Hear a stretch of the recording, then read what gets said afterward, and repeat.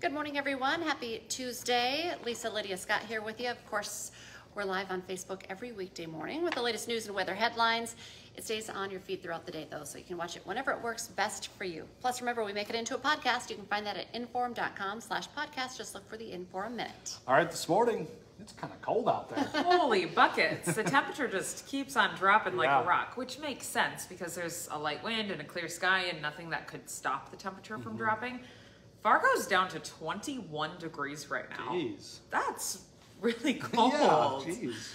34 was our low yesterday morning, so if you're thinking, oh, it can't be that much colder than yesterday morning, it is. It is quite, it's 15 degrees, nearly 15 degrees, 13 degrees colder than yesterday morning. So there's a good layer of frost out there on your windshield if you're parked outside. Sun is now up as of about 20 minutes ago, and that'll start to chip away at some of the frost that's out there and boost our temperature into the 50s today. We'll go 54 for your afternoon high here in town.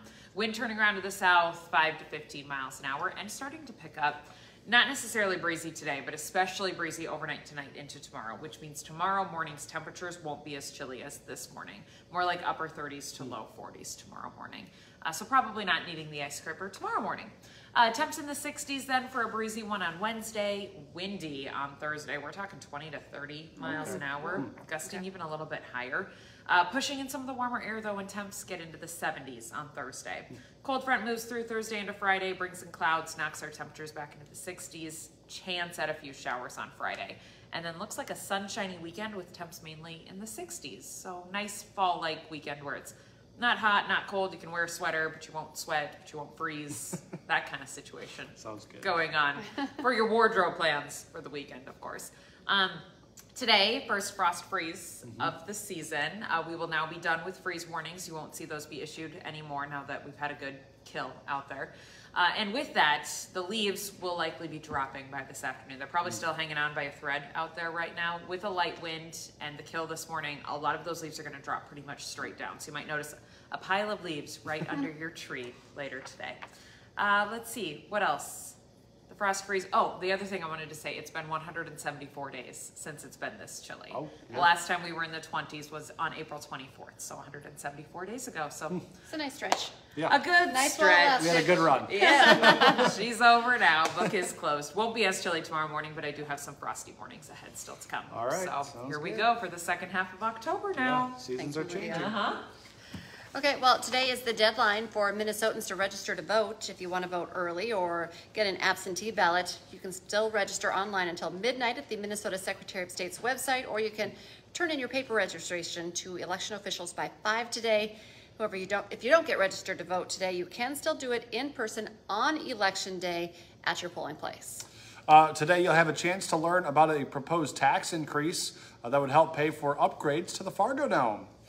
The Dome is hosting 3 open house presentations on what's called Fargo Measure 1, which would increase sales tax. 2 of the sessions are today from 9 to 10 this morning and from 3 to 4 this afternoon. If you miss out on those, there will be another session next Monday. All right, well, a West Fargo man accused of murdering his wife starts his trial today. Spencer Moen is accused of killing Sonia Moen inside their West Fargo home in August of 2023. The key witnesses for the prosecution are his 2 youngest children. They'll testify from a conference room inside the courthouse, not inside the courtroom where their dad will be. The trial is expected to last the rest of the week. Today, the open enrollment period opens up for people using Medicare. This year, there's a change to one of the plans. It has to do with a new cap on Medicare D drug plans. It's intended to help people with high prescription costs, but there is a downside.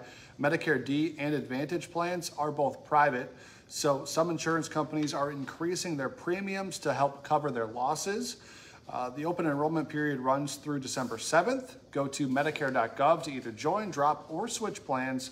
Any changes will go into effect on January 1st.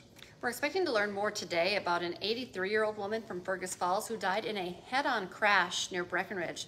The Minnesota State Patrol says that crash happened on Highway 210 when the woman's car and a pickup ran into each other.